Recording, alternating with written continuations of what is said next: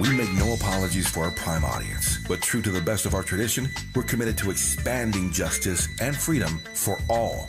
So when we receive messages from listeners like Neil, we just smile. I realize that I'm not your target demographic, but I love listening to your station as it is the only progressive station on the dial. That's us. Unapologetically progressive. KBLA Talk 1580.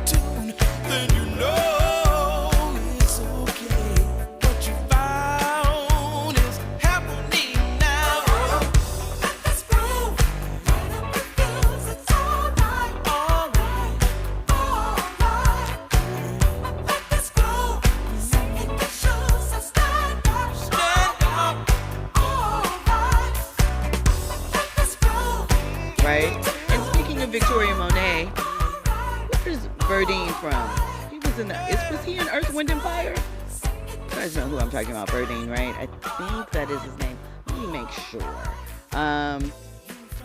Yeah, Birdine White. He's in Earth, Wind, and Fire. He plays the guitar, the bass. Is it the bass? Yeah, he's the bassist for Earth, Wind, and Fire.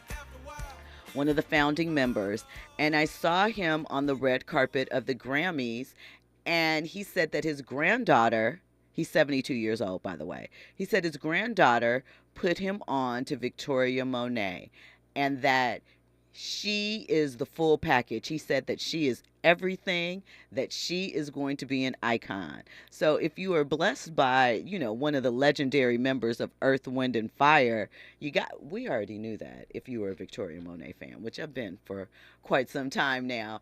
I told you, the hits that she has written, it's there. If you like the Positions album from Ariana Grande and the other one, which is the other album that she wrote heavily on, I can't remember, then you're already into her music. She's, written some stuff for Kalani too, that K-pop group Blackpink. Obviously, we mentioned some T.I. cuts, things of that nature. So very diversified pen. And we know she got her first Grammys this year. So it's not only the legendary Birdine White who is giving Victoria Monet props. Let me tell you what. The Miss Tina Knowles shouted out Victoria Monet. Victoria put up a post saying how honored she was to have met Beyonce at the Grammys and how she's admired her, et cetera, growing up, like many, women have. And so Miss Tina spoke out and said, Victoria Monet, you brought tears to my eyes with this beautiful letter. You remind me of a young, adoring Beyonce with Tina Turner and my Kelly with Whitney. Not jaded, paying homage to someone that has inspired you. It takes a beautiful, humble heart to do this, and it is a testament to you as a person and as an artist.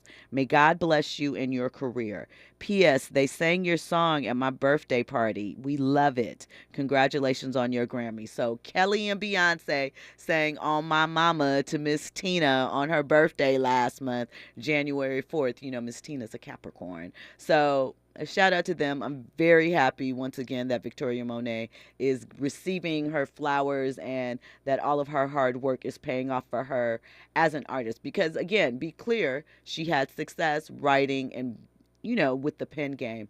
But if you still have that yearning to be an artist, to be on the front stage, then even with success as a writer, it's not going to necessarily take away that desire to perform and be on stage. So I'm glad that she's doing it at a high level and it's being appreciated. And you know what? Usher hasn't announced who is the opening act for his tour. By the way, tickets go on sale tomorrow for his tour. I wouldn't mind seeing Victoria Monet open for Usher. I think that might be nice. I think about some of Usher's early tours. He opened for Janet Jackson on the Velvet Rope tour. That was nice. You know, I remember going to see Usher. He opened for Mary J. Blige. It was Usher, Mary J. Blige, and Next. That was like in 96. Something like that. So, you know, there's all different types of tour combinations, and obviously this summer they are trying to run our pockets down, and I'm gonna give them a little bit of my coins, you know, just a little bit, but still, y'all gotta spread these concerts out a little bit though, just a little bit, because you are breaking us. Oh, spoiler alert, I saw another teaser for the Verizon commercial, and this time the guy that's in the commercial, he was petting a horse, a metallic horse that looked very similar to the Renaissance horse. So I don't know if this is more Beyonce tour dates, I don't know if maybe this is Renaissance too, but something is happening with the Super Bowl and Mrs. Carter. Hey, Mrs. Carter. And, you know, the fans are here for it, in addition to everything else that's going on with B. Listen, when we come forward on the other side, we're going to get into a little Kim Kardashian and Odell Beckham Jr. We're going to talk about Donald Glover. Have you checked out Mr. and Mrs. Smith on Prime yet? And, of course, this is a reminder, download the app, because we also have interviews coming the last half of the hour, and they are audio only. All of this and more. You were locked in to RSVP with Jill Munroe on KBLA Talk 1580. Trending topics and the hottest happenings. You're listening to RSVP with Jill Munroe on KBLA Talk 1580. Climate is king. At KBLA Talk 1580, we believe that caring for the community means caring about the climate. You might have heard that we announced a pretty bold 12-month, $2 million campaign to do 4 things. Increase climate literacy, turn up the volume on communities of color in the climate conversation, connect everyday people with the resources they need to survive and thrive, and highlight frontline climate justice crusaders of color throughout this year. KBLA Talk 1580 will be bringing you insightful interviews on all of our shows to help raise your climate IQ. Each quarter this year, we will also be hosting free climate events in various communities throughout the city with food, fun, and forward-thinking conversations. Thanks to partners like LADWP, Metro, Caltrans, the Sierra Club, the California Community Foundation, the California Endowment, AQMD, MWD, and more. You'll also be hearing more about a couple of national town halls broadcasting live from Los Angeles, to which you will be invited. And we'll be rolling out a robust social media campaign on all our platforms, as well as an outdoor media campaign, all designed to educate, enlighten, and empower you in our fight for climate justice. We want cleaner air. Caring about the community means caring about the climate. At KBLA Talk 1580, we believe that we really can change the world if we care enough. KBLA Talk 1580. We've got a lot to talk about. KBLA Talk 1580, connecting you with services and solutions. Stay Housed LA has the resources you need to know your rights and the legal support to back them up. The COVID-19 pandemic has cost people their jobs and livelihoods. This has left an estimated 1/3 of households not being able to make rent and facing losing their homes. This is a fear no one in our community should have to face. You have rights, though, and Stay Housed LA is here to help. Stay Housed LA is a partnership between the County of Los Angeles, the City of Los Angeles, and local community and legal service providers. Together, they provide tenants with the information and support needed to exercise their rights so they can remain safely in their homes. Find out more about your rights by participating in a virtual tenant workshop. Get the legal assistance you need. Find additional resources in Los Angeles County and the City of Los Angeles. Stay connected to Stay Housed LA County for updates. This and more at stayhousedla.org. Stay connected to Stay Housed LA for updates. This and more at stayhousedla.org. That's stayhousedla.org. Or call their hotline at 213-694-0040. We've got your black with a community call to action from KBLA Talk 1580. Keeping you informed, entertained, and always ahead of the curve. This is RSVP with Jill Munroe on KBLA Talk 1580. You are locked into RSVP with Jill Munroe here on KBLA Talk 1580. So, you guys know who Suki is. Suki with the good bleep. She recently was on Bobby Atoff's podcast. Yes, Bobby is still around, still interviewing rappers and what have you. And side note, Bobby's husband just announced, well, I guess the both of them did, but they are divorcing after 4 years, and seems directly related to her recent ascent. And if you don't know who Bobby is the one that we saw her in interviews with Drake and with with Offset and a couple of others. And, you know, she has the dry personality. She's a mom, and people were saying she's an industry plant. Where did she come from? Well, she's getting a divorce because sudden fame can be hard sometimes on relationships, basically. And that's that. But in her recent interview with Suki, now we know that the whole thing is uncomfortable pauses and weird moments in these interviews and dry humor. But I wonder if this was a skit or if Suki was serious. I really hope it's a skit. But let's hear about the confusion that ensued from Suki when Bobby said, "Oh, you're a musician." What do you know? That you're a musician. But that's why I'm interviewing you today, so I can get to know you. So I'm a musician. Mm-hmm. What the that mean? Make magic or something? What is musician? I think you're confusing that. Yeah, I'm not no musician. I make music. I make music. And that's not all I do. I make music, I act. I'm a TV star too, a young mogul. Just really quick, I think you're confusing. I'm not confusing nothing because you don't know. You thought that all I was a magician or whatever the you said. See, that's what I think you think I said. No, I said musician, not magician. I don't think, baby. I don't think. What is that? That's ghetto. I don't think. I know. So you think. I didn't say magician, Suki. I said musician. And I think you are a musician. No, baby. I do music. So you just really quick, for the record, could you say you don't think you're a musician? I'm not none of that. But then after that, you just said I do music. Yeah, I do music. So in other words, you're a musician. No, I'm not. Okay. So Andy and I had a conversation last night where he said that he understood her saying she wasn't a musician because she doesn't play an instrument, right? Fair. Again, I hope that this was just a skit and we're being, funny and extra. And I hope that Suki really did not confuse magician and musician. I'm just going to go with that is the skit. And we're going to leave it at that, and that be it.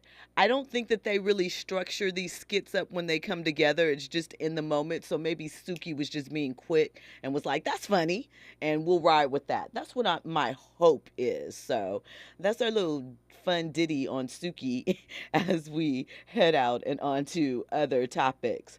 So what I told you before we came forward, I don't even think that that's grammatically correct, but we're going to ride with it, is that Kim Kardashian and Odell Beckham Jr. are thinking about bringing their relationship public. We know. We've been talking about it for quite a while, but supposedly they're getting very, very serious.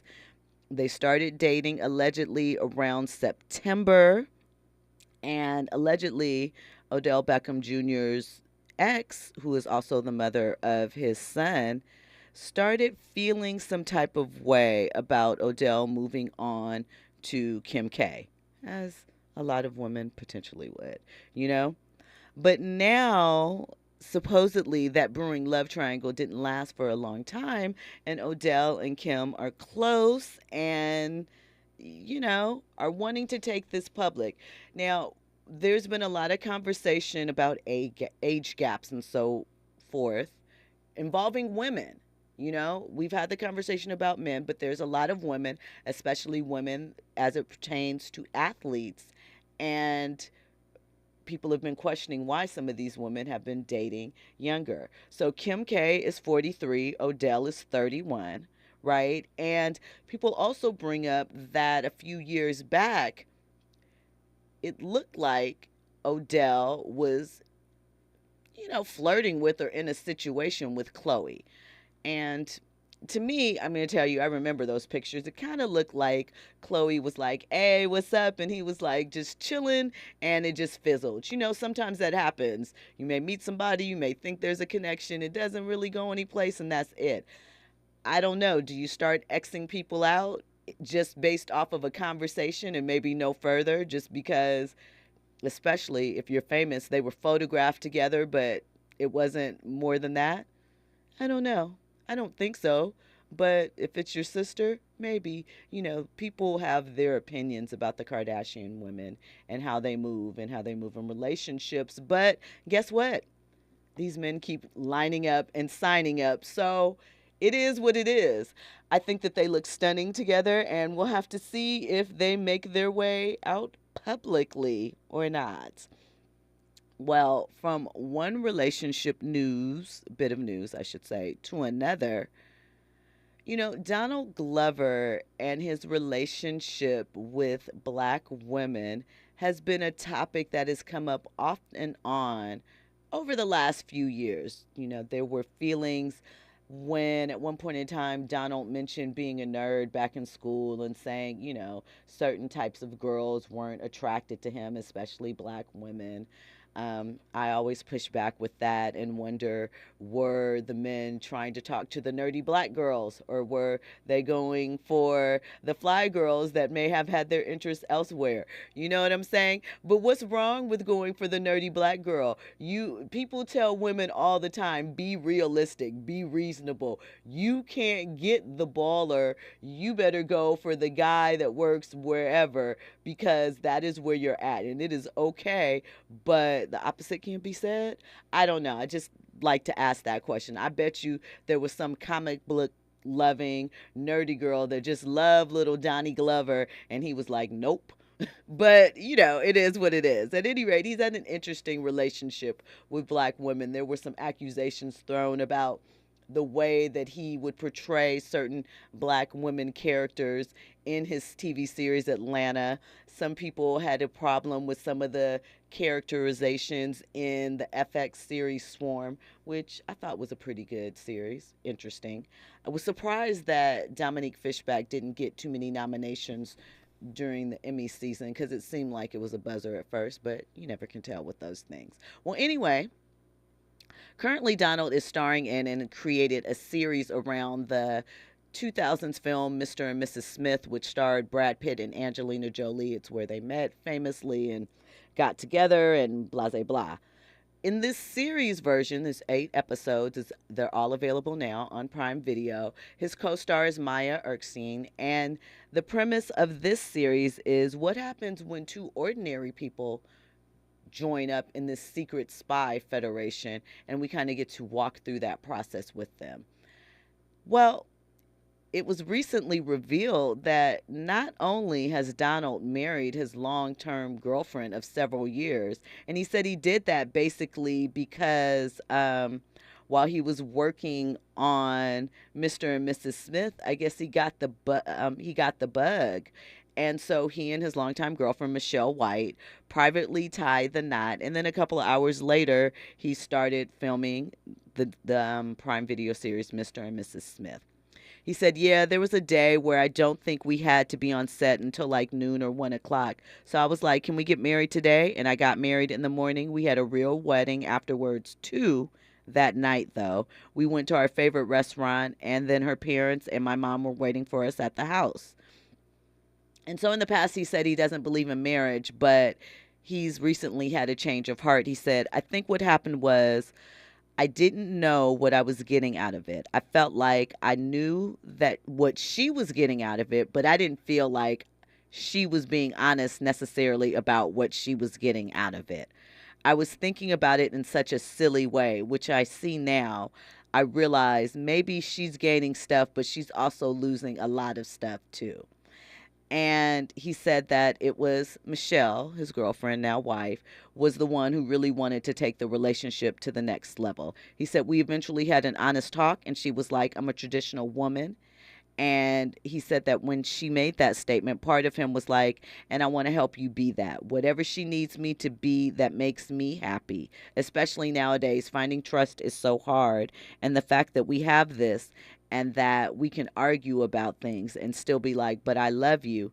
How many people really have that? And so that's why he got married. He said it's a very romantic thing to be like, oh, I can be your knight in shining armor and you're letting me. But doesn't always roll out that way. So congratulations to Donald. I will say that his explanation as to the famous question in that GQ interview where he interviewed himself and asked, was he afraid of black women? Much like when he asked and answered the question in the interview, being brought up in this case, and this was an interview, it actually was Interview Magazine where he interviewed himself. This interview, I believe, was in the Hollywood Reporter, and he and Maya, his co-star. I feel like he brings it up to be provocative, but he doesn't really go into it, and it's a lot of word salad, essentially not answering the question that generally is something that he's bringing up. But that's just my opinion. So he was asked, why did he wade into the conversation with the topic of if he was afraid of black women? Why did he broach it?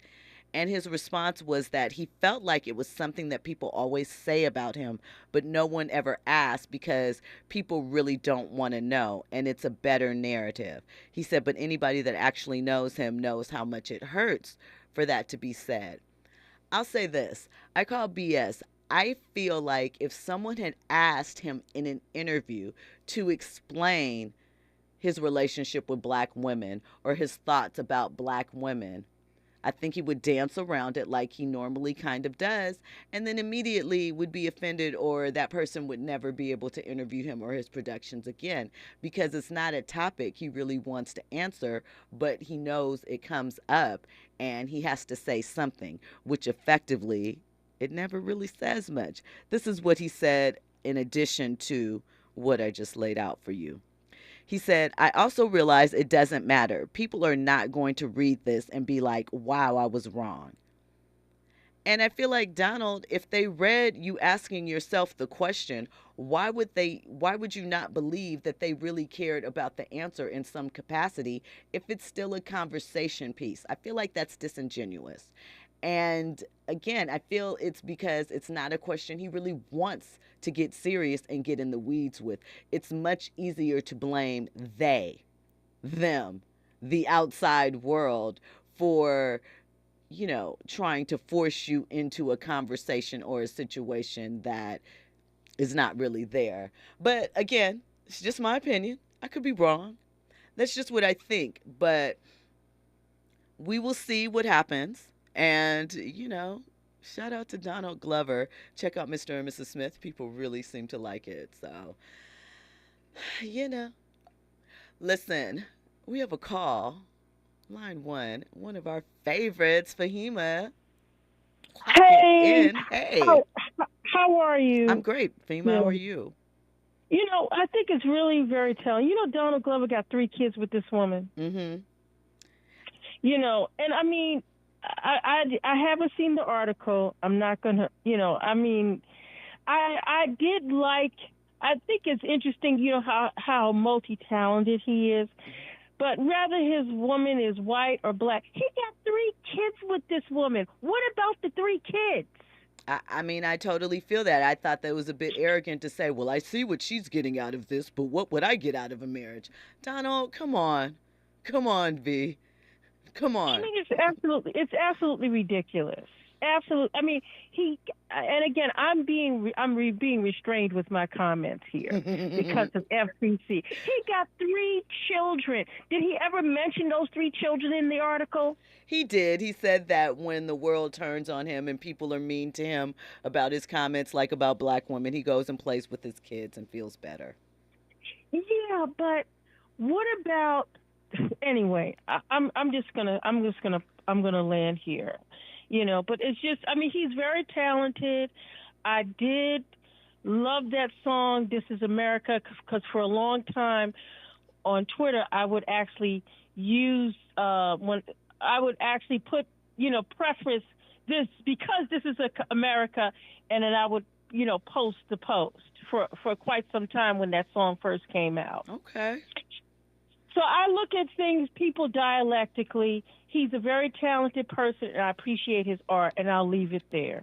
Appreciate you as always, Fahima. Always great to hear from you. Listen, if you haven't already, make sure that you download the app or you have pulled up KBLA 1580 online. We have 2 interviews coming up for you on the other side. One of them is with Vivica Fox and Aubrey Daniels and the director of their new Peacock film called Bosco. This film is based on the true story of Kwe Bosco, that's a nickname, who was imprisoned in a maximum security prison where he was monitored 23 hours a day, I believe, and managed to escape. So it is the backstory behind that. We get into that. Also, we will be talking with the cast of NBC's The Irrational, which stars Jesse L. Martin. So download the app, get on the website. Again, today is my Friday. I appreciate you all for locking in, every night, Monday through Friday, 9 p.m. to midnight, right here on KBLA Talk 1580. When we come back next week, we will be talking about the Super Bowl and the Usher Bowl and its performances. I can't wait. So make sure that you are logging your thoughts for me, because we're going to get into it all on Monday. Have an amazing night. Check out these interviews. Let me know what you thought. I love to hear your comments when you guys DM me or send me little notes about what's going on. It is much appreciated. Enjoy your weekend. Stay locked in for the interviews. On the other side, news and sports, and then the interviews.